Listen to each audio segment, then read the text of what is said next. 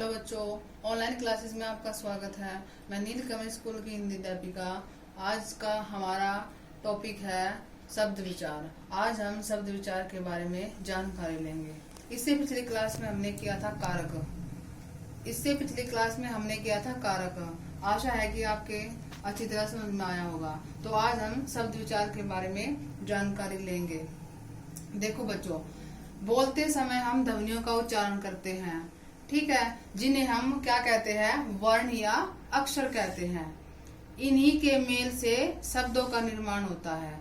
देखो, जब वर्ण मिलते हैं और वर्ण जुड़कर क्या बनता है, शब्द बनता है। तो इसीलिए हमने कहा है कि बोलते समय ध्वनियों का उच्चारण किया जाता है, जिन्हें हम वर्ण या अक्षर कहते हैं, और इनके मेल से जो बने उन्हें शब्द कहते हैं, ठीक है। जैसे कै, मैं, ले, कमल, और कै वर्ण, मैं और ले क्या बन गया, कमल। ये कमल शब्द बन गया। ऐसे गे, मैं, ले, आ, तो तीन वर्ण मिले तो हमारा एक शब्द बना गमला, ठीक है। अब ये चार वर्ण मिलकर एक शब्द खरगोश आदि, ठीक है बच्चों। उसके बाद हमारा क्या है कि परंतु कभी कभी इनका कोई अर्थ स्पष्ट नहीं होता, अर्थात ये निरर्थक होते हैं। अब कमल का भी अपना अर्थ है, गमले का भी और खरगोश का भी, लेकिन कभी कभी ऐसे शब्द होते हैं कि ये निरर्थक होते हैं, कोई अर्थ स्पष्ट नहीं होता है। जैसे अगर मैं कमल का ही उल्टा सीधा करके लिख दूं मकल, तो इसका कोई अर्थ नहीं है, ये निरर्थक है। ऐसे ही गमले का मगा लिख दूं, खरगोश का गोल खस लिख दूं, तो यह शब्द क्या है, निरर्थक है, अर्थात इनका कोई अर्थ नहीं है। जो निरर्थक शब्द होते हैं उनका व्याकरण में कोई भी वो नहीं होता है। इसलिए कह सकते हैं कि स्वतंत्र वर्ण समूह जिसका कोई अर्थ हो वह शब्द होता है। तो जिसका कोई अर्थ होता है वह शब्द होता है। तो इसी से इसकी परिभाषा बनेगी कि वर्णों के सार्थक समूह को शब्द कहते हैं। सार्थक समूह यानी जिसका कोई अर्थ हो, अर्थ के साथ जो शब्द हो उसको शब्द कहते हैं, ठीक है। उसके बाद होते हैं हमारे शब्द की कुछ विशेषताएं होती है। तो क्या विशेषताएं होती है कि शब्द वर्णों के योग से बनते हैं। देखो, मैंने आपको पहले भी बताया कि वर्ण या अक्षर के मेल से जो बने शब्द का निर्माण हो, जैसे तीन वर्ण मिलकर हमारा कमल बना। तो देखो, ये विशेषता इसकी है कि शब्द वर्णों के योग से, यानी अर्थात योग मतलब कि वर्णों के जोड़ने से बनते हैं। जैसे मैंने बनाया कै, मैं, ले, कमल जोड़कर एक शब्द बना दिया, ठीक है। उसके बाद शब्द से किसी अर्थ की अभिव्यक्ति मतलब प्रकट होती है, मतलब कि शब्द से कोई ना कोई अर्थ। देखो, वही बात है, मैंने बताया था कि कोई ना कोई अर्थ प्रकट करता है शब्द।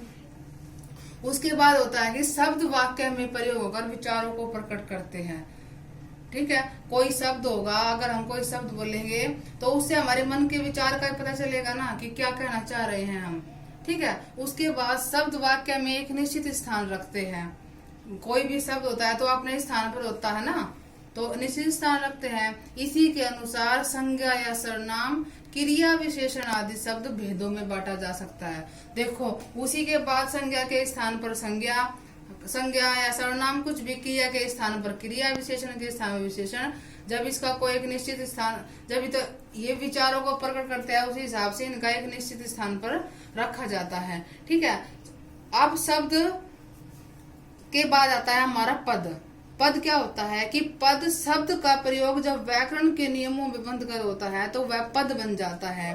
कि शब्द का प्रयोग जब हम व्याकरण के नियमों में बंधकर करते हैं तो वह पद हो जाता है, पद बन जाता है। कि जैसे व्याकरण के नियमों मतलब कि कर्ता के स्थान पर कर्ता, कर्म के स्थान पर कर्म, क्रिया के स्थान पर क्रिया, जब हम उसको व्याकरण के नियमों से बांध देते हैं तो वह क्या बन जाता है, वह पद बन जाता है। जैसे अगर मैं एक वाक्य बना कि लड़का एक सुंदर गुलाब लिए है, तो ये हमारा वाक्य क्या बन गया, पद बन गया। अगर देखो, शब्द इसमें लड़का भी शब्द है और गुलाब भी शब्द है, ठीक है। तो अब एक सुंदर क्या हुआ, विशेषता हुई कि क्या लिए है कि एक सुंदर गुलाब लिए है, तो वह हमने इसको व्याकरण के नियम से बांध दिया है।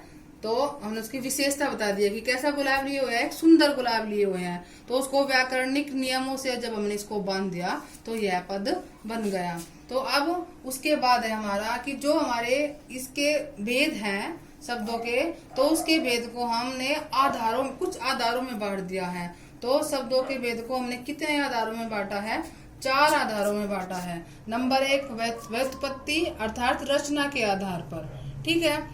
उसके बाद है उत्पत्ति यानी स्रोत के आधार पर, उसके बाद है अर्थ के आधार पर, और उसके बाद है प्रयोग के आधार पर। अब हम इसका वर्गीकरण करेंगे। तो बच्चों पहला है हमारा व्युत्पत्ति के आधार पर। व्युत्पत्ति के आधार का मतलब रचना के आधार पर। रचना के आधार पर कितने भेद है? शब्द के 5 भेद है। नंबर 1 तत्सम, नंबर 2 तद्भव, नंबर 3 देशज, नंबर 4 विदेशज, नंबर 5 संकर। तो रचना के आधार पर 5 भेद। पहला है हमारा तत्सम शब्द। तो तत्सम शब्द क्या होते हैं कि तत्सम शब्द संस्कृत भाषा के वे शब्द जो हिंदी भाषा में जो के तो प्रयोग होते हैं अर्थात बिना बदलाव के प्रयोग किए जाते हैं, उन्हें हम तत्सम शब्द कहते हैं, जैसे विद्या, मयूर आदि। उसके बाद देखो, अगर हम संस्कृत में लिखेंगे विद्या जब भी विद्या ही है, और हिंदी में लिखेंगे जब भी विद्या, और मयूर होता है मोर। अगर हम उसका संस्कृत में मयूर लिखते हैं और कितनी बार हिंदी में भी उसका मयूर ही प्रयोग कर देते हैं, तो ये हमारे हो गए तत्सम। तो हमारा क्वेश्चन यही बनता है कि कभी तो तत्सम की परिभाषा जाती है कि कौन से, या ये होता है कि बिना संस्कृत भाषा के हिंदी भाषा में जो के त्यों प्रयोग होते हैं उन्हें कहते हैं क्या? 4 ऑप्शन आते हैं, कोई भी या कोई भी शब्द दे देगा और पूछ लेगा तत्सम है कि तद्भव है।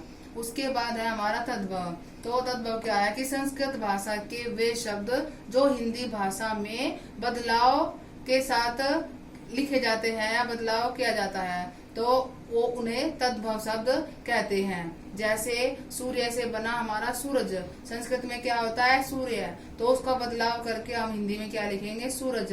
तो कपाट संस्कृत में होता है कपाट, तो कपाट को बिगाड़ कर, वैसे हम दरवाजा भी कह देते हैं, लेकिन उसको बिगाड़ कर हमने क्या बना दिया है?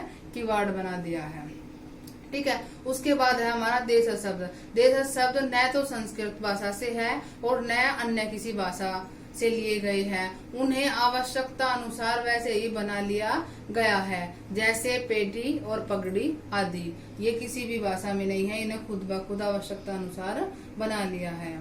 उसके बाद है हमारा विदेशज।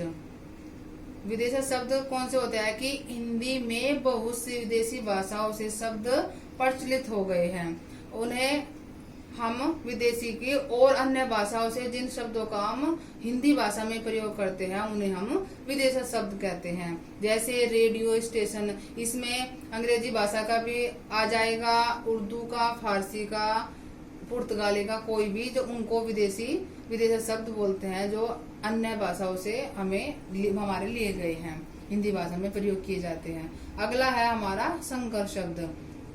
तो हिंदी के जो शब्द 2 अलग अलग भाषाओं के शब्दों के योग से बनते हैं उन्हें हम संकर कहते हैं। कि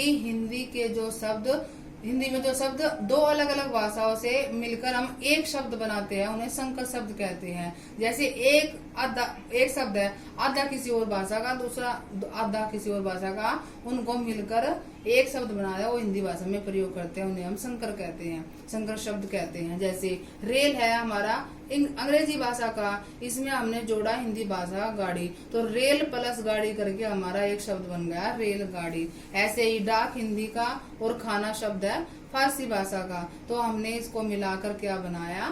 डाक खाना। तो क्या है संकर शब्द कि जो 2 अलग अलग भाषाओं से हिंदी भाषा में एक शब्द करके बनाए उन्हें संकर शब्द कहते हैं।